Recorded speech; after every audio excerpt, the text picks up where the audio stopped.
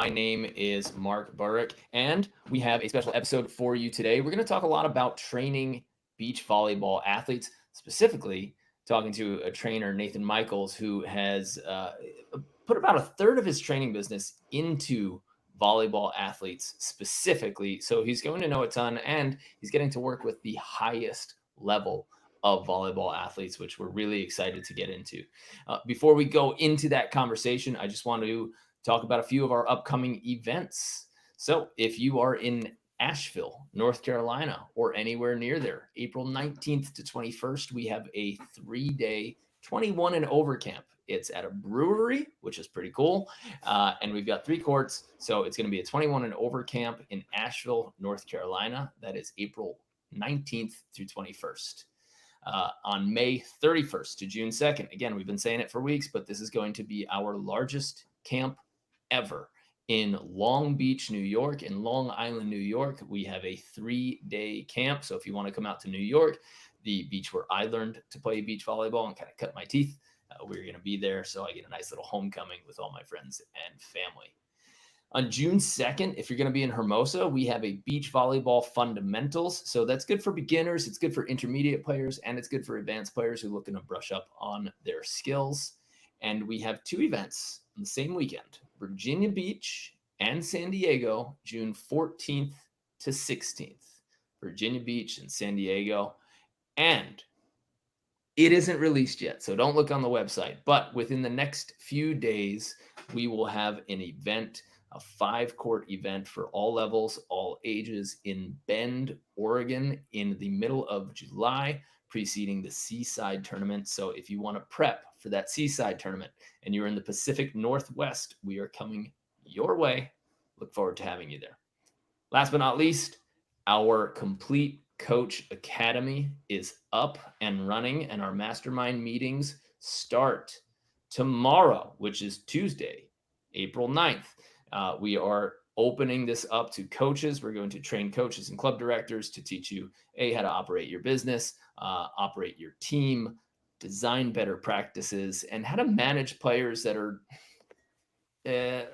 spanning all levels on the same court and still get them the reps that they need to get. So if you're a coach or a club director, I want you to check out betteratbeach.com/coach to check that out.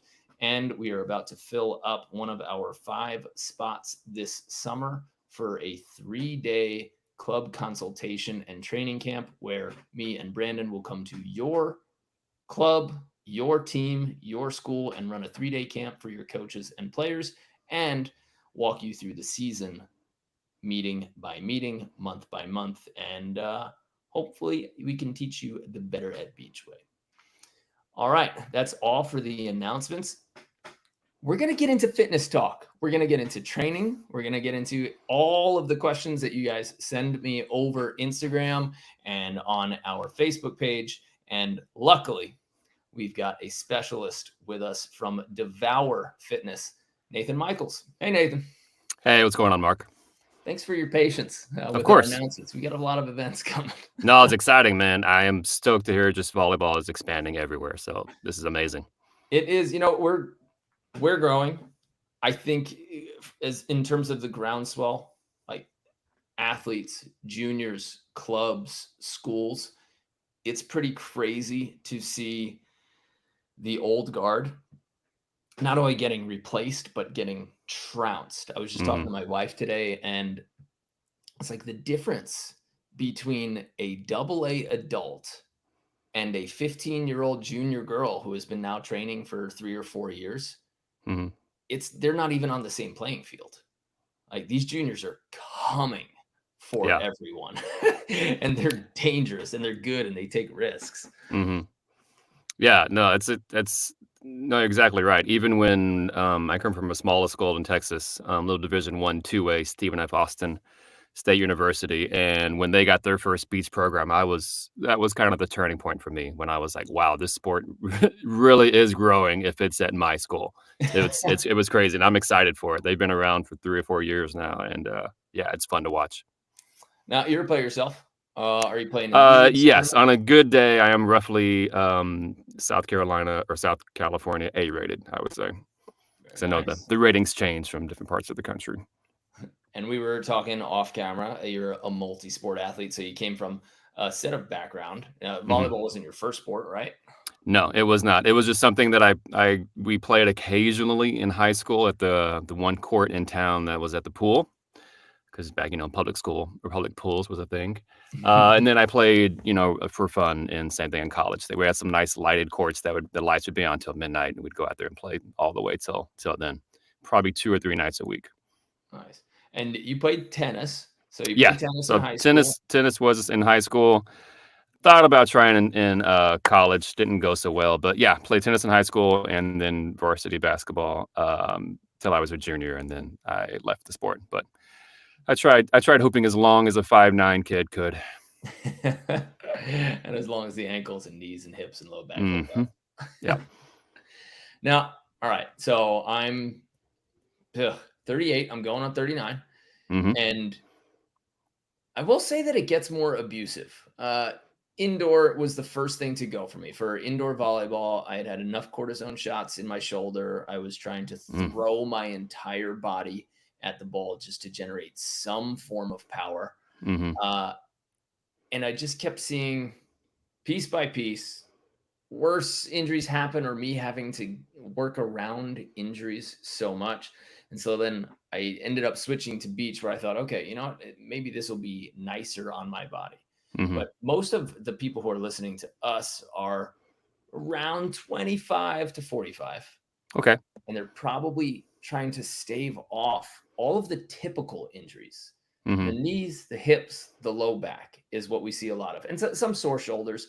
But to Sure. me, a sore shoulder is relatively easy to take care of if you just follow a shoulder routine and you're Hmm. not trying to hammer balls that are completely out of your hitting window.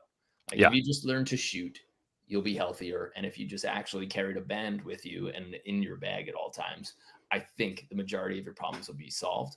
Hmm. But how do we help people with their knees, hips, low back, those types of sorenesses that are starting to plague everybody once you hit, like, I don't know, 31, 32, 33, depending on how much you take care of your body? Yeah, I mean, it's the famous coach's answer. It depends, because everybody comes from a different background, a different approach. Have they been physically active their entire life? Do they have jumping in their history? If you've never jumped and you started late in life, that can set you back a while. Even though there will be some what we call newbie gains to be had for that population. But yeah, if you strength train, obviously resiliency is always going to be much higher. Um, so it always depends. But you can't go wrong with strong. So if you can just get your body strong in all the basic ways, typically you're going to have less tweaks and ouches and all that fun stuff. But it just depends. I mean, if you're somebody that plays a lot, also, even though the sand is nicer to knees and the patellar tendon, um, we do jump a lot in this sport. I mean, even if you can only jump 2 inches off the ground, you're still jumping that 2 inches every other play, multiple times in a play. So the repetition starts becoming an issue there.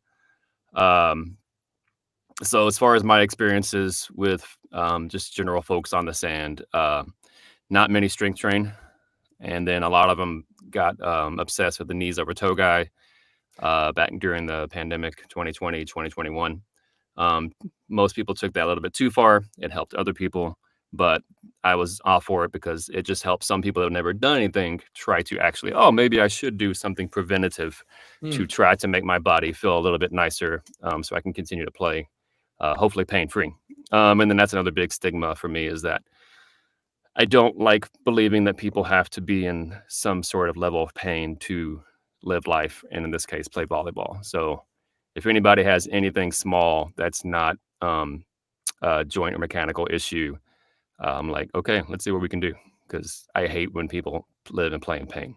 So, yeah, It's but big answer, it depends.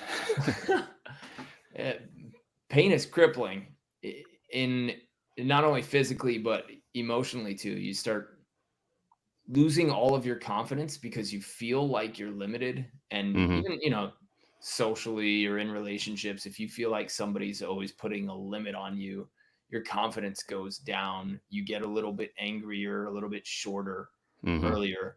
Now, when you're working with your pro athletes, do you think that they get angrier or they're affected by tweaks more than general population? Or is it kind of the same from person to person? I would say honestly, the professionals, it tends to be a little bit more on the fear side, Mm, because they're afraid of it getting bad enough to where they can't perform and maybe not even play at all. So people that have come back from knee things, shoulder things, hip things, if they were decently major, they're worried about that. Even if it feels great, even if they're years removed from the injury itself or surgery, whatever it may be, that constant fear is always there from what I'm finding. So it's I dealt with in Texas more lower level high school, junior high athletes, strength and conditioning when I was there. But it's interesting dealing with an adult psyche as I'm diving back into high level adult sports. So yeah. what is, I guess if you're adolescent or if you're like early teen, you feel invincible, right? You haven't had any injuries Yeah, and even if you that do, have you knocked you bounce out back for 8 so weeks. fast. Oh, broken leg, fine, 6 months, we'll be back. No problem. um, but is there a right recovery time? Do you think that professionals are paying too much attention to tweaks? I mean, I was a guy that I figured out a way to work around every injury. Hmm. And you could say that that was good. You could say that that was bad because, for one, you started developing new pathways of overriding, and then Yep, your body kind of got used to an altered pathway. And then that in itself became inefficient or led to something else down the road. exactly. However, you take 6 or 8 weeks off doing absolutely nothing. And that's not the answer because No. you can't improve. Your body doesn't improve. Your psyche doesn't improve. So, what should people be doing when they get the tweaks? Like, what's the first feeling or what's the threshold? And then where do they go first? This might be more of a physical therapy question, but as a fitness professional, you're handling it. Yeah. So my background was I have a little bit in that boat just because once I got out of the music business, which is a whole other story, Well, I went back to school for physical therapy, did all the stuff to get accepted, and then just kind of realized not for me. mm, Clinical life is not that much fun in regards to what I would have had access to. So I don't ever claim to be a PT, but I have an idea of kind of how their minds work. So small things I'm comfortable without saying the word rehab, but within my scope, kind of working with that. But it kind of realizing that when you have an injury that's especially new, um, or actually even nagging injuries, just realize that to get there, something in your body has been pissed off long before you got to the pain part. mm, So especially with tendon and ligament stuff, there's been some damage slowly accumulating over time before you start even feeling it. So kind of knowing that is like, okay, cool. So if that's now where I'm at, I'm feeling it now. It didn't happen over the short term because when you get an acute injury, let me say a sprained ankle, something pops, you're like, uh-oh. Like that's a whole nother boat. But for the nagging stuff or the stuff that just like, okay, this is starting to show up a little bit. It's taking you a while to get there. So just realizing that number one, it's going to take a while to probably get it to fully go away. But also, as you mentioned, going a few weeks or a few days or doing nothing, that's just going to mask it because at that point, as they say, treating the symptoms, not the root cause. So I would encourage people to be active in their recovery, like go find a PT, um, find somebody that has a background, or just, be open to actually having to do a little bit of work to start rehabbing or prehabbing to get that feeling better. Because if you just do nothing, like I just hope it goes away. Yeah, to your point, it's not going to. So I would say be active and starting to try to figure out what is happening and then go from there. yeah, there's one line I always use. I'm like, how do how do you repair your car when it breaks down? Do you just shove it in the garage, wait 2 weeks, and think it'll Hmm. get better? Yeah, that's a good analogy. I like that one. Somebody's got to go in there and be a mechanic and figure out what's going on and then fix it. Hmm. Yeah, because like I And said, it usually takes months, sometimes even years for these things to show up. And at that point, you're not going to take 5 days off and then be like, all right, it's gone. It's cool. I don't have feel anymore. But as soon as you go play it again, it's going to be right back. yeah, so I'll say that people are worried, scared, expense in terms of getting a physical therapist. Do you have a cheat code for people to find a personal trainer or a trainer who has the knowledge at least close to a physical therapist so that they can work on it? Because I think you and I both know, I was CSCS, Certified Strength and Conditioning Specialist, Hmm. went to exercise science Sure. for my undergrad. You come out of, in my case, 5 years. I didn't take 4, but Yeah. No worries. I enjoyed it. Yeah. Yeah.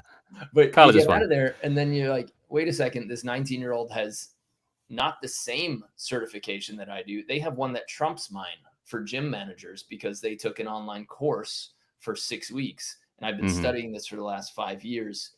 And Yeah. yet somehow all these gyms are hiring them and saying that I need their little 6-week online certification. Sure. I was like, no, I earned this spot. Hmm. But you and me are probably 1 in a million when it comes to trainers. So, how does somebody hunt down the knowledgeable trainer that isn't going to wreck them and just throw them under 225 in a squat rack on day one? Yeah. Well, I mean, that's the $1 million question. Because it just, man, it's tough. Because I mean, public gyms, like I said, I worked at one and I worked with some phenomenal other coaches. But when I would visit other gyms, obviously we would see some things, and I'm just like, okay, well, knowledge base isn't quite there as well. But also, here's the other thing: you could have somebody that has a multiple pieces of paper in regards to non-college based accreditation, or people who have their masters or their bachelors, whatever it may be, exercise science, kinesiology, but then they just either never soaked it in, and or they're just absolutely terrible with people, Yeah. so they're not good coaches. So trying to navigate that can be a little bit tough, but I do tell people just to try to find somebody that listens to you. And then when they start speaking back, if they've kind of regurgitating some of the things you've mentioned and realize, and you can kind of notice it at that point, okay, cool. They're seeing what my priority is. They understand what it is. And now what's kind of their plan to kind of help me with my priority. That's a pretty good spot to be in. If they're just kind of like not necessarily taking what you told them and say, okay, we're going to do this. Then at that point, if you don't feel listened to, then try somebody else. But at the same point, if you've been doing nothing, then starting small and trying something is a great place to start. I mean, what the internet has, I mean, anytime I need extra ideas or I forget things, like it's my first resource. And then if I need specific stuff, then I can talk to people, text my resources. But I'm just like, oh yeah, what muscles attached to here? What's the insertion there? And then what are the exercises based around that? Okay, cool. I remember that. Like it's solid. So if you got knee stuff, if you can't do a single leg squat, half a foot down, cool. You should probably start with that. If your shoulders can't go past, whatever the range may be, maybe we open that up. So just kind of start with the obvious things if you can kind of figure out what that is, and see what you're weak at, and that's a great place to start in regards to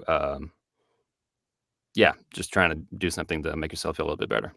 Sure.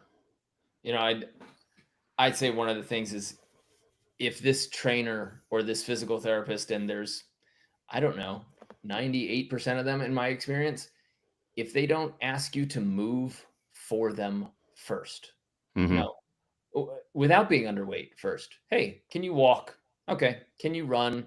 Side shuffle, like throw with me or spike a ball at me. Let me see how things are moving. And then Hmm. putting you under lightweight and actually looking at you before assigning an exercise. It's so massively important.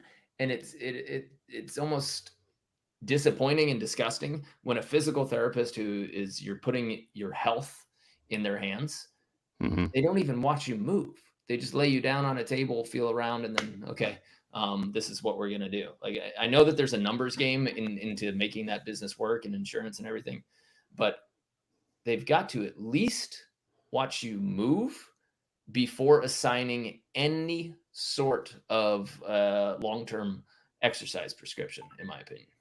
Hmm. Yeah, no, yeah. Once you kind of get past it, like, okay, this is cool. This person listens to me. Then in that exactly, they should be like, all right, well, let's test the areas, and then, as you say, let me watch you do your movement if it's if it's still relatively safe, Hmm. and see what that looks like. I 100% agree. Now, I do want to kind of break some client privilege with you. Of the Maybe. of the No of the promises. freaks that you train, the AVP and FIVB players that you're training, is there any one attribute or quality physically that anybody has like shocked you with that you go, whoa, they're on another level compared to general population or even the rest of the volleyball population with Oh, this? yeah, totally.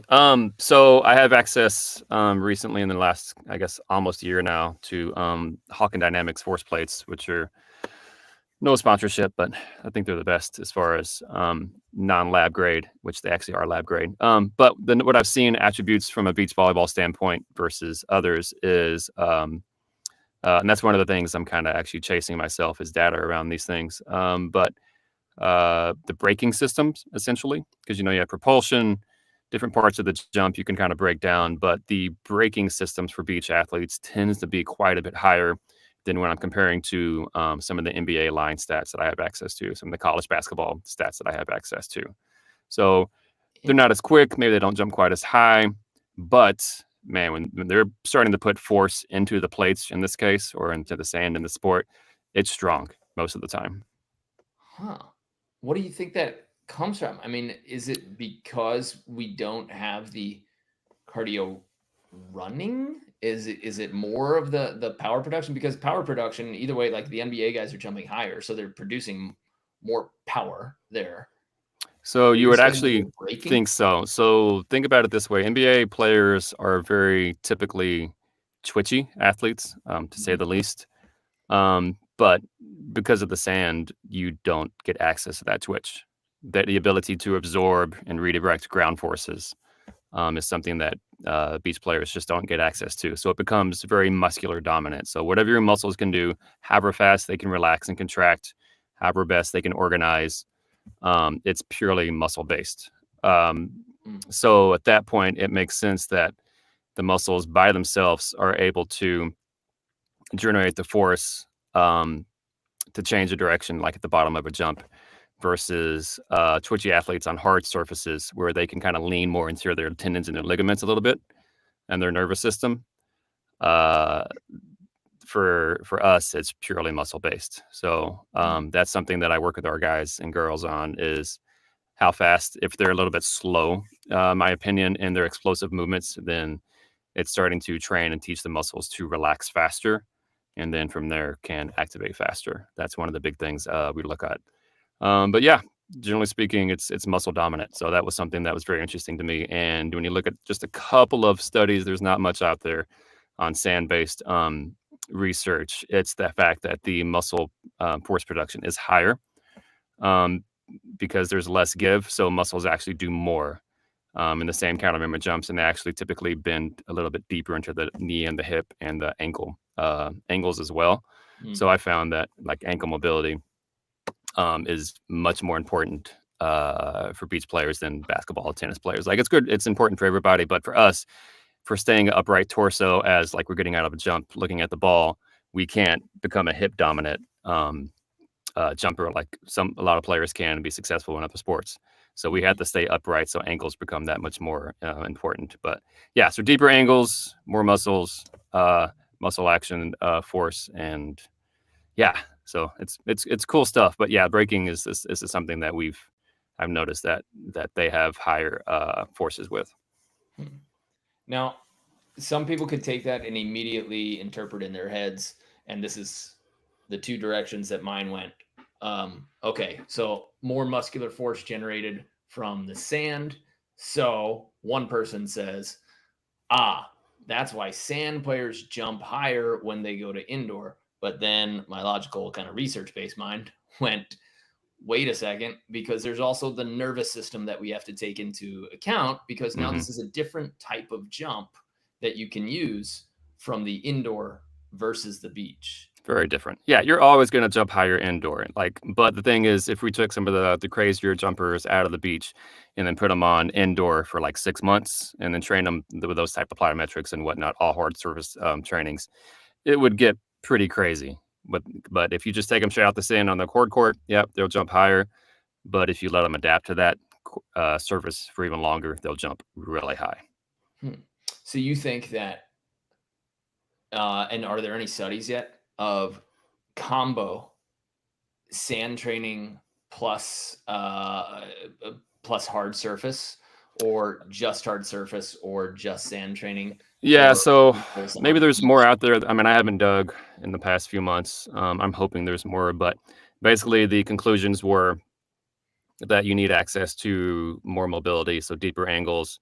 But then if you don't play in sand, that you should really probably stay away from it. If you're a baseball athlete, basketball, football, if you're coming back from a rehab standpoint, then sand can be amazing for any athlete. There's a lot of rehab purposes for getting into sand.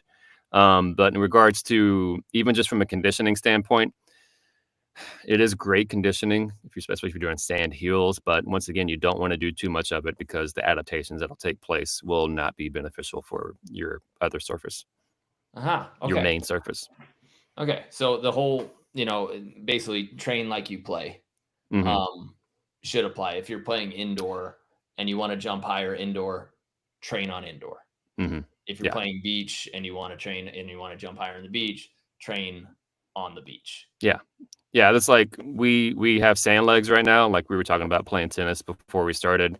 Like my legs and joints, I go home once every few months to see my folks, and my mom wants to go play pickleball. I'll go play with her for like an hour and a half, and then my knees just hurt the next day because I have not used that surface on my joints. But then I go on the sand, and 3 hours later, I'm like, all right, cool, muscles are tired, but yeah, joints are fine. So you want your body to adapt to what you want to be best at. Okay. Good for everybody to know. And it's one of those, the questions that you said where everybody's like, oh, well, sand players, you jump so much higher when you come back to indoor. It's like, no, you just feel like you do. Yeah, and you got to be careful too. Contact time is shorter. Yeah, if you have not been on hard court for a few weeks or a few months, and you try to jump back into a high volume of load from a play standpoint, you're primed for something to go wrong. So you got to be careful. So so you're saying to interpret that for listeners, if you're jumping on the sand consistently and you do that for 6 months, and then you just decide to play the same amount of volleyball or the same hours, same number of jumps and sprints, but you just immediately transition to hard surface, it's not going to make you better. You're going to have a bad time. Re-warm up. You need to jump less, play less on the indoor, and then build back up to that high rate. Exactly. So you want to start with less. I mean, that goes for almost anybody, anytime. Like if you haven't been playing at all, I would not suggest going to play 4 days a week, 3 hours at a time. You always want to ramp up. Whether you come back from an off season, whether you just, you're playing for fun and you've had a couple of vacations and it's been a few weeks, like take your time ramping back up. But if you're going from a soft surface to a hard court, you really want to start adapting. I would say before you even start playing again, like just start getting on a hard surface again, get some light, extensive plyos, just start feeling those ground forces again. But that was a couple of the things they talked about for the Super Bowl. Remember the guy that, if you watched or anybody watched, when he stepped off the sideline to run onto the field, ACL gone. Well, they were complaining earlier in the week that surface was the hardest possible surface while still being NFL legal that you could have. So maybe it was that, maybe it wasn't, but either way, it was something that was different. They had not been practicing on a surface that hard. So yeah, be careful, man. Yeah, I get that. Like, I get obsessed. We're talking about tennis. When I started playing tennis again, I got the taste for it. I had a little time. And Hmm. so then I went from 0 to 2. And then the next week I went like 4 times for 2.5 hours each. And one of those was a private lesson where I told the coach, hey man, I'm an athlete. Absolutely bury me. Yeah, yeah, yeah, Like get me as many reps as you can in for these sure. 75 minutes. Hmm. And of course, then like 2 days after that, I'm playing singles and my groin goes boop. It's Yeah. like, Mark, you know this. But I You mean, when you're having fun, I mean, I get it, man. Like when you're having fun, you're just like you don't think about these things. So that's tough, especially when you're on the you take it serious, but still the amateur side of things where you don't have coaches or staff or anybody kind of reminding you, hey, let's keep your workload here. I mean, it's a classic pitcher thing, but like just keep the pitches limited until season, etc., and build up to it. But yeah, I mean, when you're having fun, like I get it. Tough to say no. It is. But your body reminds you quickly and be like, okay. Yeah, it reminds So me. like anything else, like a lot of my guys, I'm like, hey guys, I mean, especially my tryhards, I'm like, I know you want to be on the sand 6 days a week. Cool. 5, 6, I get it. Let's incorporate some no jump days at the very least, you know. So like there's plenty of things you can work on without having to get out of the sand. And those are important because if you actually trying to make athletic gains at the same time that you're training this hard, then you need recovery. Like it's everything. That's where all the gains happen. Hmm, So yeah, a couple no jump days. That could be one use of kind of limiting yourself a little bit. sure. Yeah, it's something that everybody. So in our programs, we got an online program where we take them through a 21-day mobility program, and then we take them through essentially a 10-week power and vertical program. But Hmm. we go through phases really quickly. Ideally, if I had them for the full year, I would expand it. And I'm like, Of hey, are you course. in this for the long haul? Okay, we're gonna expand each phase a few more weeks. Hmm. Um, and then we spend a tiny bit doing more high reps just to make sure the motor patterns are fixed and healthy and Sure. balanced before we put them under a high load or heavy weight. Hmm. And it's the question that we always get is, well, how many times can I play? How many times can I work out? And how do I push them together? How do I work out at the same time that I'm playing? Hmm.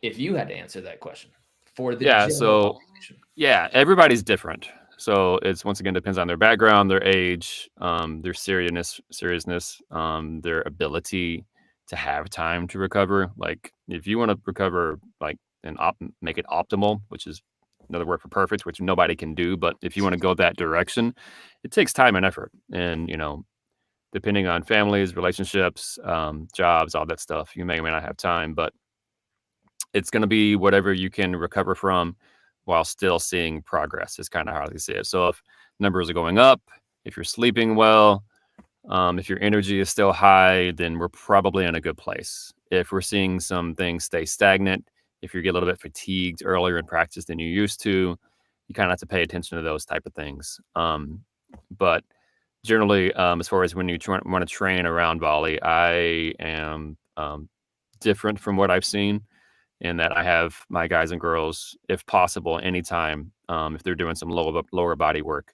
do it before sand. Because I keep my workouts relatively non-fatiguing since this is a muscle dominant sport.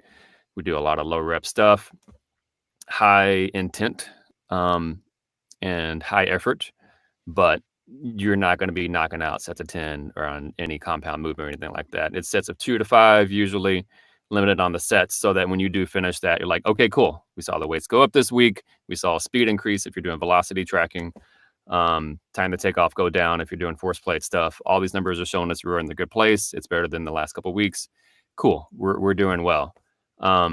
But yeah, you never want to do a workout lower body based if you're trying to get adaptations to increase athleticism and do it before sand. Because even if you do a no jump session, 90% chance you're going to be fatigued and Hmm, you're not going to get that extra 5% that you would have had if you were fresh.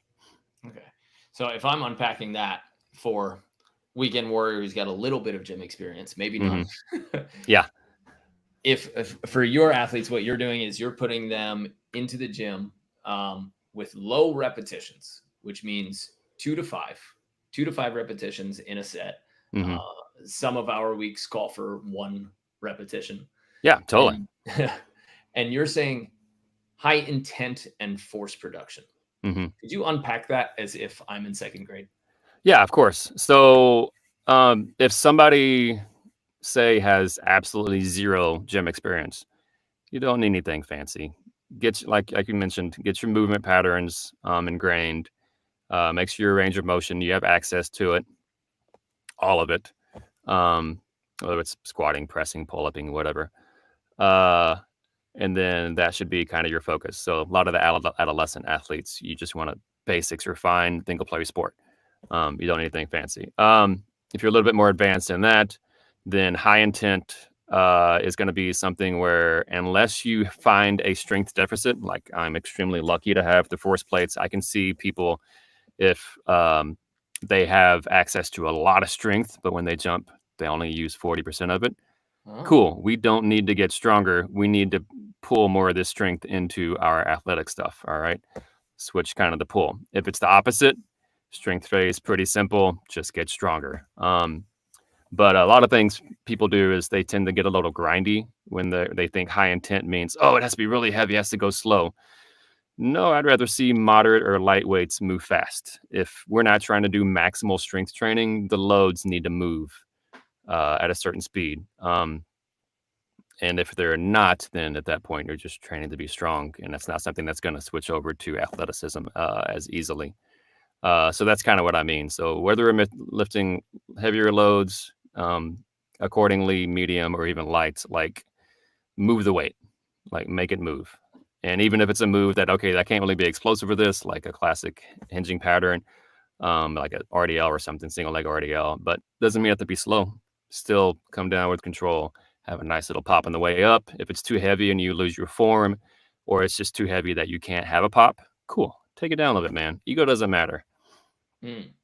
So when you say that you want people to move weights quickly, and we're talking submaximal, or you said moderate to light, is there a percentage that you can give our audience? I usually tell people 30% of your 1 rep max. And guys, if you don't know what your 1 rep max is, it's the most amount of weight you could do once. And if you attempted it a second time, you would fail.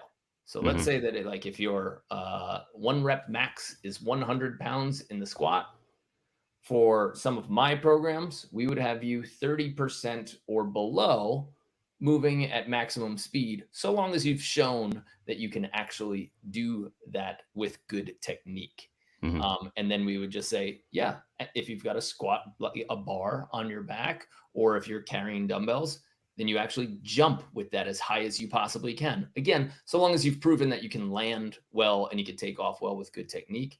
But yeah, we're in the 30% or under for moderate to light. Is that what you mean, or do you have a specific number that you use? So I used to use a percentage-based scale, but now that we can track bar velocity, whether it's in a barbell, trap bar, whatever it may be, I kind of use that, because with percentages, what you'll notice, especially if you're a strength coach who deals with entire teams and you do that year round for decades, what you'll notice is that somebody 60% 1RM on a squat, they can do 7 reps. Well, the other guy over here, 60% his 1RM, he can do 10 reps. So it's very individual as far as what people can do. So I use velocity tracking to be like, okay, this is the range I want to work in. When I'm working a strength phase between 0.5 and 0.6 meters per second, that's pretty slow, but it's not Olympic powerlifting slow. Okay. All right. So, and then if we're lifting, a little bit faster for rate of force development of stuff, then a little faster. But yeah, it's such individual, and the percentage is not a bad place to start at all. I like I said, I just use it, or I used to use it, and it was a solid place. But as I've, listened to other podcasts and other strength coaches, everybody's seen kind of their thing that went off in their head as a light bulb. And that was a big one for me. It was like, it's true. Like, I've seen different athletes, same 1RM percentages, and it's just a completely different set of reps. So if you were trying to push to failure, Then the guy that I could have done 10, he didn't quite get there. And the guy that was only gets 7, well, he just got maxed out during a set, which we didn't want to do, maybe, So yeah, that's kind of where I stand on that. But it's pretty, if nobody's have the fancy devices, I would say, like, you can tell if you come up with speed and the bar flies off your shoulders, that's fast. That is really fast. If it pops but it doesn't come off, cool, that's fast, but not over speed.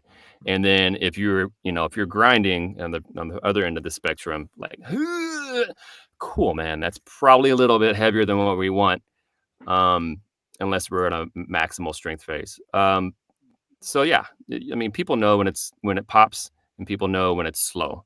So living somewhere kind of in between there for whatever set of number of reps is a pretty good place to start. Now, I know we're training for sport, right? So you're not supposed to necessarily care too much about body shape, body composition, because if you can move fast and if you can produce the power, you can move fast. Yeah, right? It's all about how can you play your sport. That's 100%. And so the body adaptations that are going to come when I'm moving 2 to 5 reps pretty fast, is that something that I'm going to see in my body? Are you going to have muscle growth there? Is it going to be for people at home? If you want abs, that's going to happen in the kitchen. Kitchen and in bed. Yeah, if you're not sleeping, your body fat's going to have a hard time coming off. And sleep. That's a good point. But are they getting sore? Are they getting like the feeling of the burning when they're doing legs, or is it you're in pop pop pop? Okay, now you're resting for a long time and you don't even feel like that typical kind of high school like deep burn.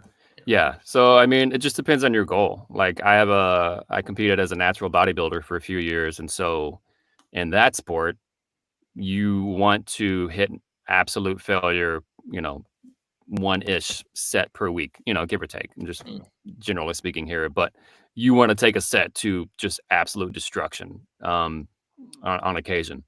That's not the case here. You want to stay super fresh so that each rep can be as fast as it can be, or as strong as it can be. Like powerlifters, they'll do 1 rep, maybe 2, and then they'll go sit on their butt for 5 minutes. Well, there's a reason for that. And it's because they want to have access to 100% of their nervous system recuperation and the muscle recuperation. So we're kind of living between. I do a lot of 2.5, 3-minute rest stuff on the heavier compound stuff. But yeah, when you finish a set, if you've done grinding bodybuilder style workouts, you're like, I didn't even feel like I did anything. I'm like, yeah, but your nervous system adaptations that will come in a few weeks will say that you did. So that's kind of the cool thing. It's like you don't need to kill yourself if the numbers are getting better. Just accept it and realize that hopefully the adaptations you're looking for and the interventions you're using for those are occurring. So kind of moral of the story, stop measuring your workouts on how sore you are the next day. Oh yeah. Sorry, I didn't touch on that. You should almost never be sore unless you do something brand new. Soreness is the worst indicator for athletes in my little small LA opinion over here. It's not something you should chase. Even professional bodybuilders, when I was doing that, if you were sore after every single workout, you're clearly under recovering.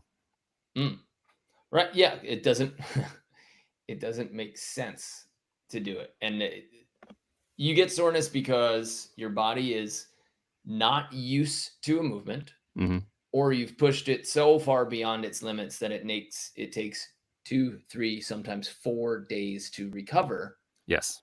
Now the next 2, 3, 4 days, instead of adapting, you're just recovering. And yes, there's a mix when we say that, but you're just barely recovering. In the meantime, you got to get back to work. Yeah. And you're still under recovered. So like when you're playing, now you're playing as if, somebody has basically slashed your muscles, and now you have to play and compete with literally torn muscles. Yeah. Yeah, I constantly check in with my athletes as far as general fatigue. I was like, hey, we had a 2-a-day this day, whether it's 2 sand sessions or a strength and a sand session. How are we feeling? And then how do we feel the next day? I'm constantly checking in as far as that, because at the end of the day, our job is to make them better at their sport. That's what they're here for. That's what they pay you for. That's the reason. So cool. Chasing numbers in the gym is also a great thing. That's a great indicator of progress. But once again, if my guy or girl is not feeling faster or more explosive or more fatigue resistant when they're playing, then cool, we need to try something else. I I had a girlfriend. She was a Norwegian national team, and she went to France to play. She was a setter, and she was fast, and she could put size on, she could put muscle on, and she was a Hmm. great lifter. Her coach in France kept saying, "You can do more. You can do more. You can do more. Why are you holding back?" And she was just like, "I can easily put muscle on. Hmm. I'm just getting bigger. I'm just getting slower. Why Yeah. do you need me to get stronger in the weight room when I'm a setter? I Yeah. just need to be fast and light and use my hands." And she really butt heads with that coach. She's like, "I know I can do more. Hmm. Yeah. This is not going to give me any advantage when I'm a setter who's like, okay, now I'm bulking up and I'm becoming a worse actual setter. Do you want me to be a power Hmm. lifter or do you want me to be a volleyball player?" Yeah, 100%. You want to stay in the body size and shape that you perform your best at. Some people perform best from an endurance standpoint when they're a little bit heavier, Mm. just because their body really hates being lean. And then, like your girlfriend who has genetics I wish I had like 10 years ago when I was bodybuilding, they just gain muscle without even thinking about it, which can be an issue in this sport when we're trying to jump out of sand, or in that case, trying to be fast and light on an indoor setting. Yeah, you don't want to have excess body weight, muscle, or fat. So yeah, you and if you play long enough, you'll kind of. One of the questions I ask is like, okay, when did you feel your most athletic? At what size? What weights? And then, or how close to that are we right now? And how we feel comparatively. Mm. Yeah, I, I think when I was a bit bigger, and I'm not skinny, but when I was a bit bigger, I felt jumpier, faster, more explosive on the court, and Hmm. that was through some consistent lifting in that Yeah. way. Uh, so Yeah. I Some enjoyed people need to more hypertrophy a size. little bit. I would agree. I've seen some players out there, there's like skin and bones, and I'm like, all right, they need just maybe a little bit extra because oftentimes you'll find that those are the players that fatigue pretty fast sometimes. Uh, Not always, but it's something to look out for. And then the others people, it's just like, hey man, if you're gonna last a 9-month season, you're gonna need a little bit more mass on you. Same thing with football players. If they're going to absorb all those collisions, when they have more muscle and fat, they mhm, usually come out a little bit healthier. yeah. Hmm. I like those. I'm really interested in those force plates. Have you ever used the I forget the gym aware? It's like an attachment to the barbell, and it's got the Yeah. string So you can yeah, have. that's a velocity based tracker. Yes, I had the laser based gym aware one myself. Yep. Okay. Was that similar? You just found that the new force plates that you're using, those just gave you overall better, more accurate information. There are two different products. One just measures speed of the bar, Okay. which is very, very useful. Plus, it's great because that's a huge. They actually did some good research on when players or athletes have access to the bar speeds in real time, right in front of them. You'd be like, "Hey, here's your goal. Cool, you just hit a 0.56. All right, man, this next rep, you got to beat that." And so they become the competitive nature comes out, and then what they notice is there after a long I forget how long the study was, but they roughly came up that somebody who has access to velocity trackers in real time, it was an 8% difference in gains, if you want to call it that, which Whoa. is huge. If you're in the professional world, like if you Monster. get 3% better at anything, that's big. 8% is a massive difference. And these were, I think, professional rugby players, so fast, explosive athletes, and that was the difference. So that's big time. So they're seeing them in a lot more strength and conditioning gyms.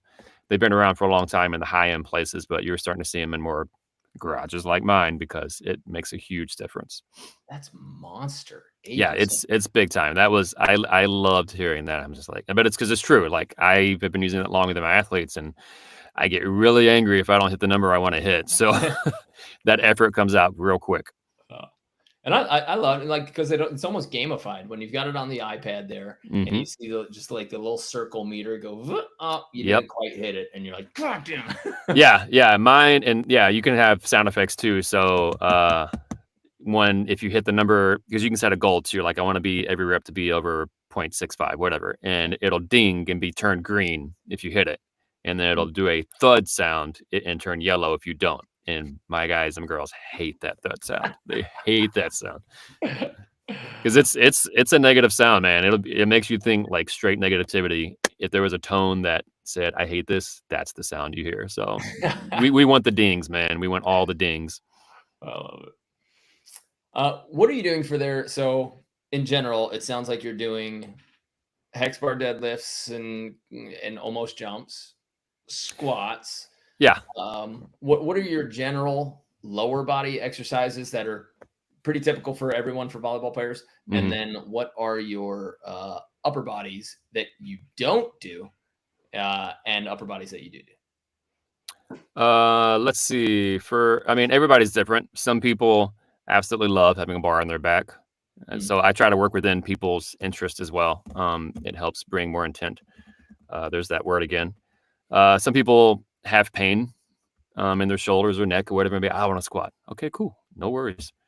Um, so trap bar, barbell, safety bar are the three main things I use for my bilateral compound lifts. The safety bar is a good in between. When you say bilateral, that's two legs going 2 feet against. on the ground, yeah, producing force. So your typical back squat, deadlift, all those things. But yeah, so the squatting pattern is going to be, because the entire sport of volleyball is based on basically what your quads can do. So that's the pattern that we work the most, is a squat pattern, which is knee dominant, which is your lunges, your back squats, your upright deadlifts, if you're using a trap bar. Mm. So those are kind of the three main drivers I use, and then or three What's the main. difference between an upright deadlift and a normal deadlift? So you can think about it as we say the words hingy and squatty. Yep. So squatty means you're just a little bit more upright. Hingy is the more classic deadlift. Your hips are shot further back and your chest and chin are down. So at that point, you recruit a lot more from your glutes and your hams, and then the upright is just I love trap bar for that because you get into just your strongest power or jump stance with that sucker pretty naturally. And it's good form out of the box typically. So I'm a big fan of that. But yeah, you're just a little bit more upright. So that way the quads and then the hams or glutes and can all kind of work together as a team.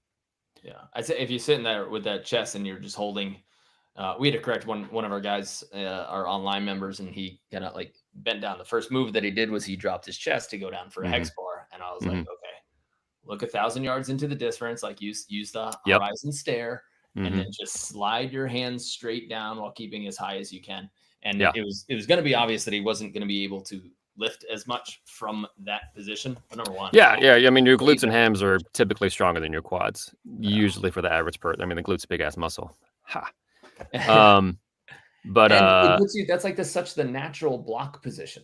If you just go into an upright hex bar squat, mhm. or hex bar deadlift, that is the position that you're blocking from if you're a Mhm. blocker. That's very typical. There's a little bit more hinge that you might have with a takeoff from an approach, but I Mhm. think for the perfect blocker exercise, that straight upright hex bar deadlift is perfect so long as you don't lean over. Yeah. I completely agree. And like I said, it's just easy to hold that bar and get into your more knee dominant position, and which is what you want to do. If you block with your hips, shoot the butt back, then you're gonna be slower than somebody who just bends the knees and goes. Now, that being said, if you're a taller athlete, getting deep is maybe something that's not comfortable for you, or you're just slow. I've seen a lot of the Do you think taller that's of. because of height? I always have this argument slash discussion, Mhm. that like taller people have trouble being mobile, or that they have trouble being fast or athletic, and I just think it's a percentage thing where it's like, okay, there's 0.05% of 6'3" people on earth Mhm. are super athletic, but there's so many 6'3" people that we just see a lot more of them. Mhm. And if you talk about 6'7", 6'8", 6'9", there's a smaller number of people of them. So the Yeah. most of the 6'9" people you see are probably less athletic, but actually most of the 6'9" people you see are probably the athletes because they're on TV. Yeah, 100%. But even then, like body types, like Anders Mole is somebody who's what 6'8", 6'9".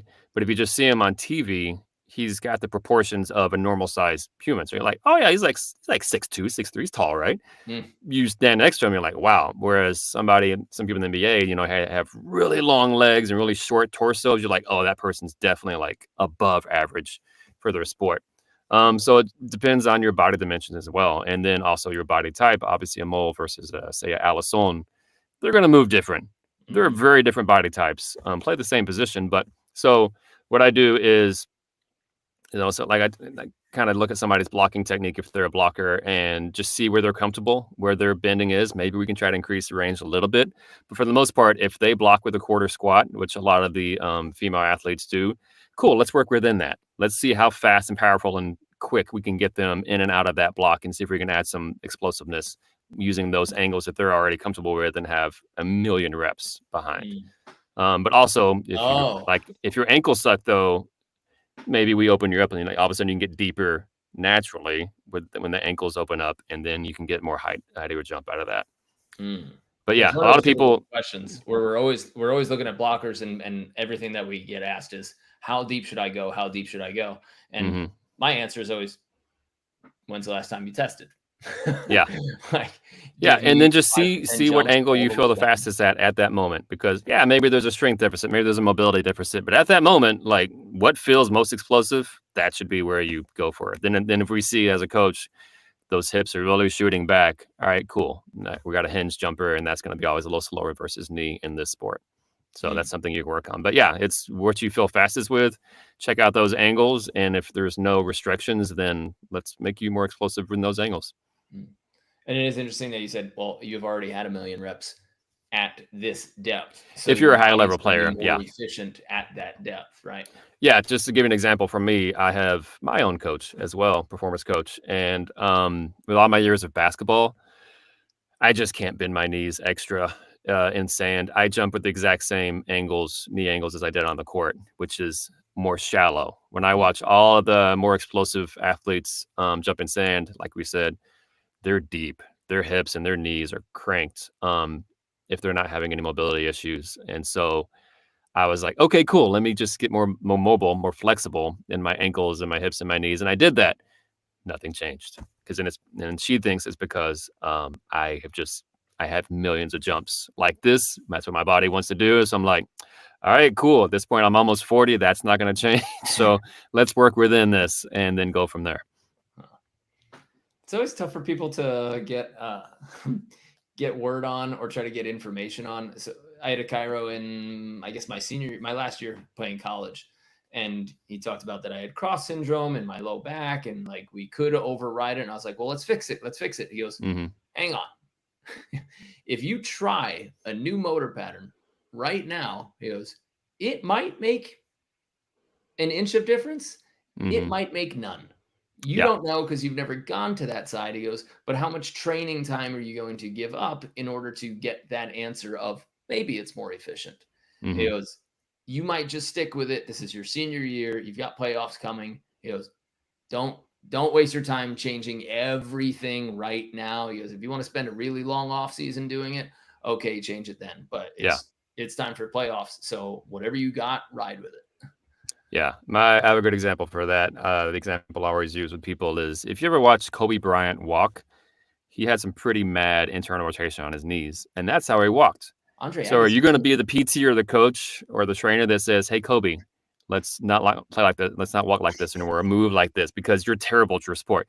Nah, man, you going to let him have that? And you're just going to be like, all right, let's not get hurt. And I'm not going to change anything because he's obviously a top 3 player of all time. Let's not mess with that at all. So yeah, you want to keep people safe, but at a point, if they perform at a high level, your goal is to not rock the boat and just kind of help them be a little more resilient. Cool. Yeah. And to go back to your question, so on the exercises, trap bar, squats and deadlifts, back squats, of course, at barbell, safety bar squats, and then I love safety bar reverse lunges. bringing the foot back forward after you finish each one. I'm a big guy on that, especially having the hands on the rack. It creates a little stability, and then you can really get some high force output for some, because you always have some kind of single leg exercise. And then from there, as far as upper body stuff, I'm a big fan of have your basic patterns, 2 or 3 sets a week of a horizontal press, bench press, some kind, not a barbell. 2 or 3 sets a week. Yeah, so shoulder press and a horizontal press. I typically go more incline just because of the more anterior delt, which if you're a non-rotational hitter, like you swing a lot from your arm, which is bad in itself. But if you are, you can make that one muscle a little bit stronger and then pray.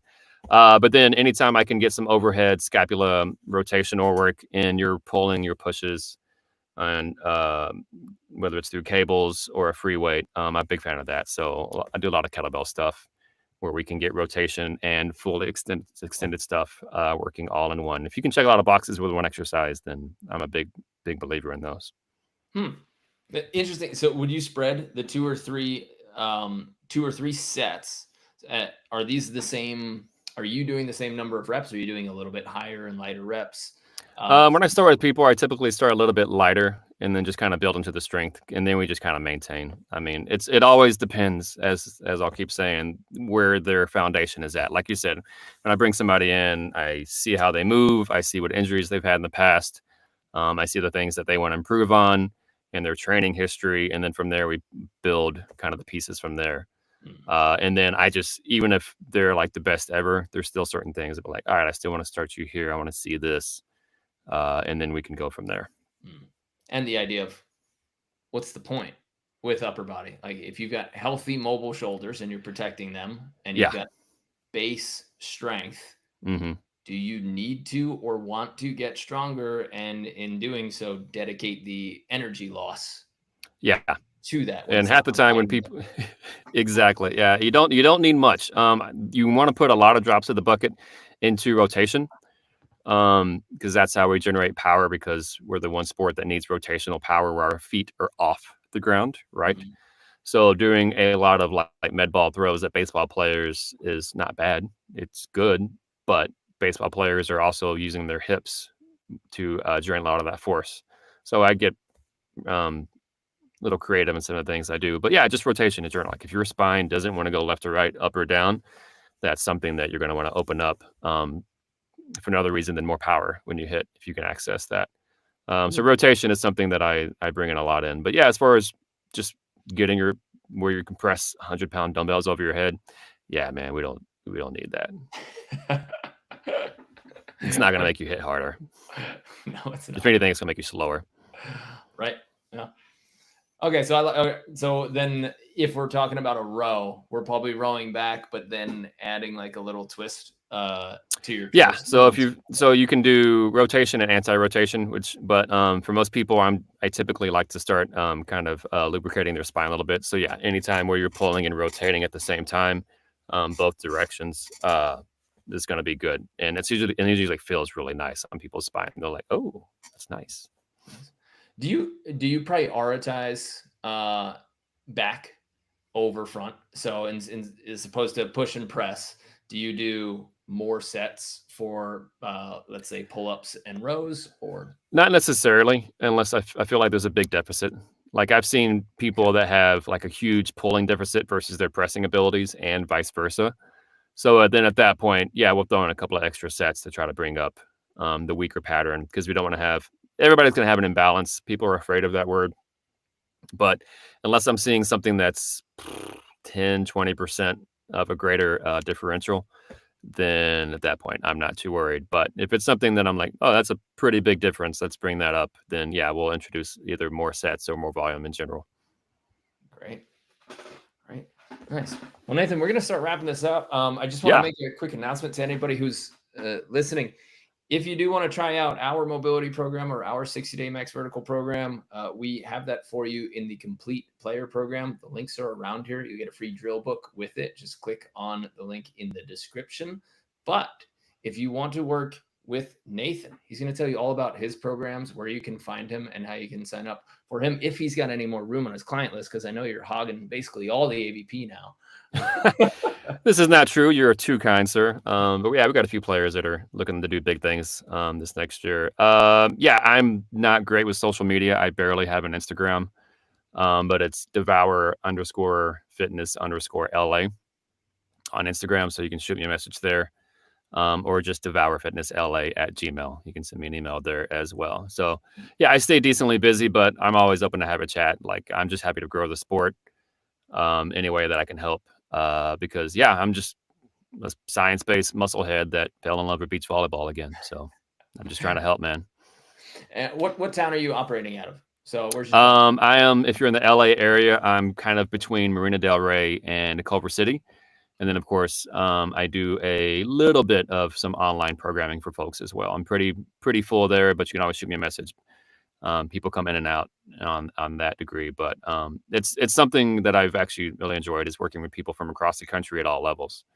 So Awesome. that's cool. Yeah, because I'm just people like I got a guy in Milan in Pittsburgh. I'm like, people play volleyball in Pittsburgh? I was like, really? Grass. That's awesome. I Yeah. So I'm heard just the like, grass scene in it's cool. It's Pennsylvania is cool to off see. the Yeah. chain. All the scenes that are around the US, it seems to be growing. So that's what we all want. Cool. Awesome. Well, guys, if you want to work with Nathan Devour Fitness, you can find him in LA. You can find his online programs. Hit him up. We will make sure that we include all of his handles on the description and in the captions below. If you like this episode, give it a thumbs up, give it a like, subscribe, and send it to somebody who needs it or wants it. Really appreciate you listening, and hopefully we can see you at an event coming up soon. Remember to check out betterbeach.com/events to see all of our upcoming camps and clinics. And from me and Nathan, that's all. We'll see you on the sand. Now, Nathan.